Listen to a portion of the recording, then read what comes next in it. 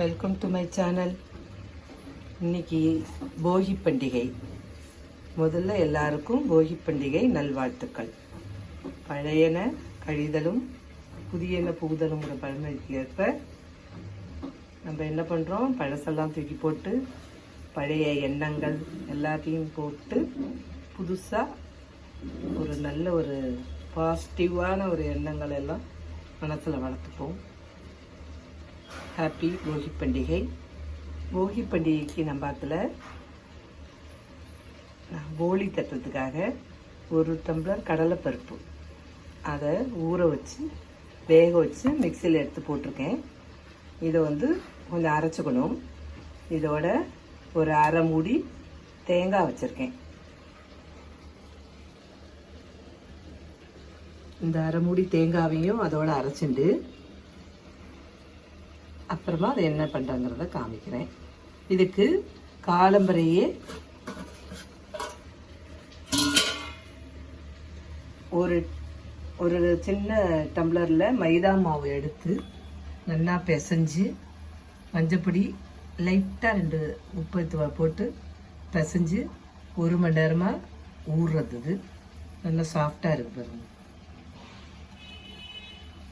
மேலே எண்ணெயை தடவி வச்சுருக்கேன். நல்லா 1 மணி நேரமாக ஊறிடுது. இப்போ இதெல்லாம் அரைச்சிட்டு போலி தட்டும்போது காமிக்கிறேன்.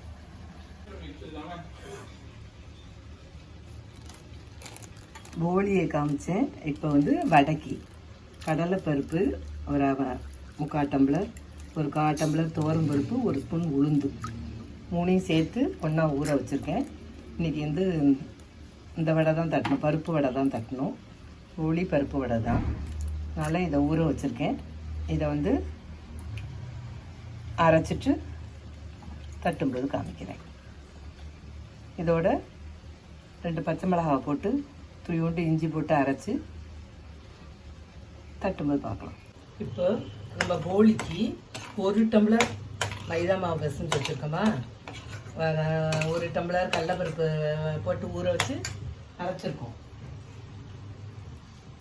இந்த மாதிரி வேக வச்சுட்டு தெரியறத வேக வச்சுட்டு இது மாதிரி தேங்காவையும் அதையும் அரைச்சி வச்சுட்டுருக்கேன். இந்த பாகா வர வேண்டாம். வெல்லம் நல்லா கரைஞ்சி உடனே இந்த தேங்காய் முன்னாடி போட்டுக்கலாம். போட்டுட்டு அதை கொஞ்சம் கலரி ஊற்றலாம்.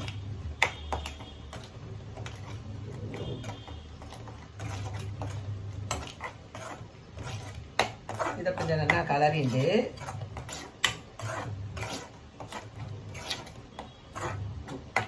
அதுக்கப்புறம் அரைச்சி வச்சிருக்க அந்த கடலைப்பருப்பு இதெல்லாம் வேக வச்சு அரைச்ச கடலைப்பருப்பு 1 டம்ளர் போட்டிருக்கேன். நான் இந்த டம்ளரால் 1 டம்ளர் கடலைப்பருப்பு போட்டிருக்கேன். அதுக்கு 3/4 டம்ளர் வெல்லம் போட்டிருக்கேன். இதில் 1 டம்ளர் மைதா மாவு பிசைஞ்சு ஊற வச்சுருக்கேன். தேங்காய் மூடி அரை மூடி போட்டிருக்கேன். எல்லாத்தையும் இப்போது நல்லா கலரிக்கலாம். ரொம்ப ஈஸியாக பண்ணிடலாம். அவ்வளோதான். கலரி நல்லா ஆறணுன்னு நல்லா உருட்டுற வர மாதிரி வரும்.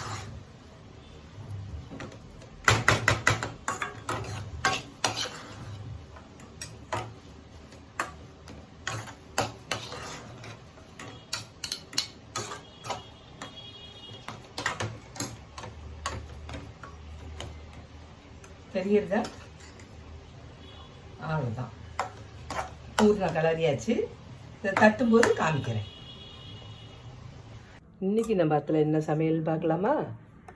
போகி பண்டிகைக்கு என்ன சமையல்? அவரைக்காய் கூட்டு, தக்காளி ரசம், வெண்டைக்காய் சாம்பார், முட்டைகோஸ் தேங்காய் போட்ட கறி, தேங்காய் போடாத கறி, சுட சுட சாதம். இப்போ போலி மாவு ஊறின மாவு இது இருக்குது. இது ஒரு உருண்டை எடுத்து ஒரு வாழை இலையில் எண்ணெயை தடவிட்டு நல்லா இது மாதிரி தட்டிக்கணும்.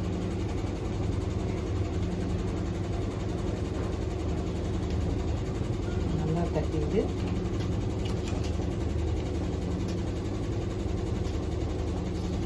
நம்ம பூர்ண கலர்னு பார்த்தீங்கன்னா அதை உருட்டி வச்சுருக்கோம். அதையும் இதில் வச்சு நல்லா நல்லா இழுபட்டு வரும். நல்லா ஊறி இருக்கிறதுக்கும் நல்லா அப்படி வரும்.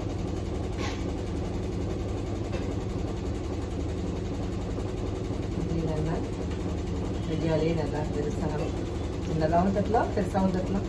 நமக்கு எப்படி வேணுமோ அப்படி தட்டிக்கலாம். நான் வந்து ஓரளவு நார்மலாக தான் தட்டுறேன். சின்னதாகவும் இல்லாமல் பெருசாகவும் இல்லாமல் தட்டுறேன்.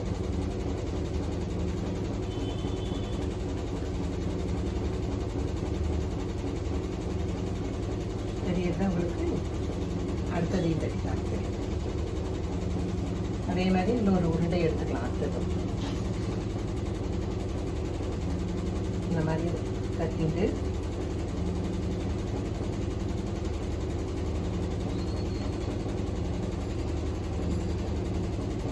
அருமையா சூப்பரா வருது.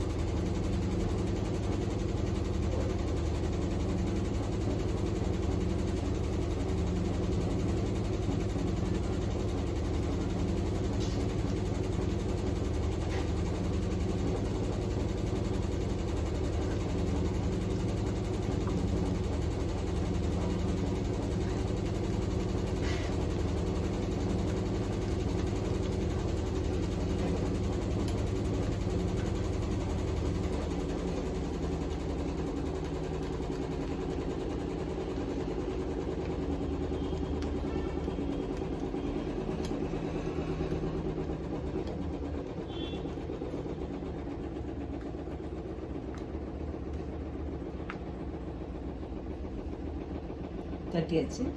இப்போ அடுப்பில் போட்டுட்டு காமிக்கிறேன். இப்போ தோசைக்கல் காஞ்சிருத்து. கொஞ்சம் நெய்யை விட்டுக்கலாம். அதில் நெய்யை விட்டுட்டு நம்ம தட்டி வச்சிருந்த அந்த வாழை இலையோட அதில் வைக்கலாம்.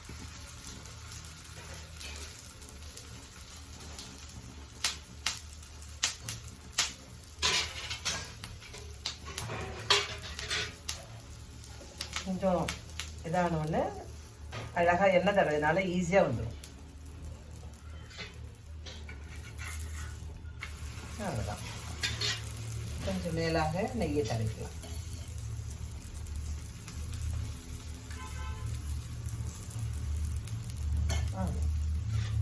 கொஞ்சம் நல்லா வெந்த உடனே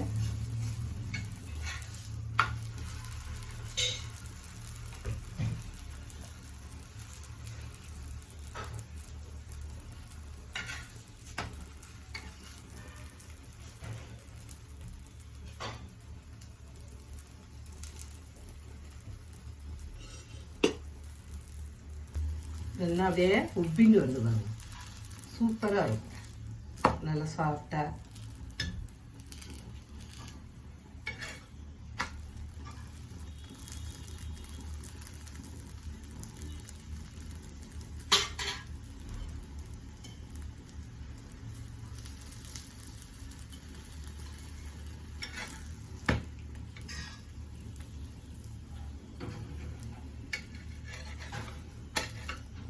அதே மாதிரி அடுத்த போலியும் போடுறேன்.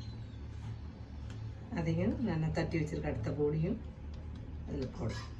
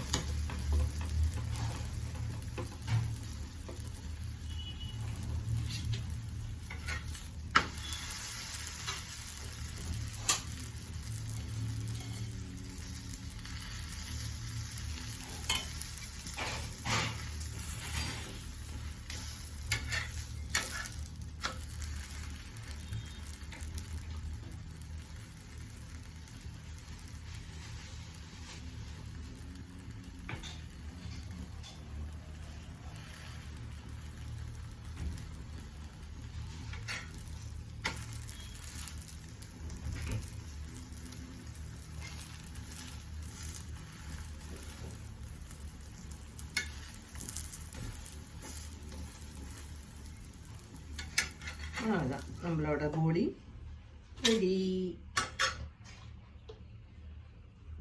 அருமையான பருப்பு போலி, போகி பண்டிகைக்கு போலி ரெடி.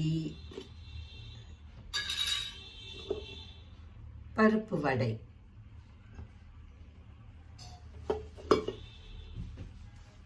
எல்லாத்தையும் நெய்வேத்தியம் பண்ணிட்டு அதுக்கப்புறம் நம்ம பார்க்கலாம். இது ஆனியன் போட்ட வடை. நெய்வேத்தியத்துக்கு ஆனியன் இல்லாமல் வடை தட்டி நெய்வேத்தியம் பண்ணியாச்சு. இது ஆனியன் போட்ட வடை. நம்ம பார்த்து போகி பண்டிகை ஸ்பெஷல் சாப்பாடெல்லாம் எப்படி இருந்ததுன்னு சொல்லுங்க. எல்லோருக்கும் பிடிச்சிருக்குன்னு நினைக்கிறேன். கமெண்ட் பண்ணுங்க, லைக் பண்ணுங்க, ஷேர் பண்ணுங்க, சப்ஸ்கிரைப் பண்ணுங்க. தேங்க்யூ.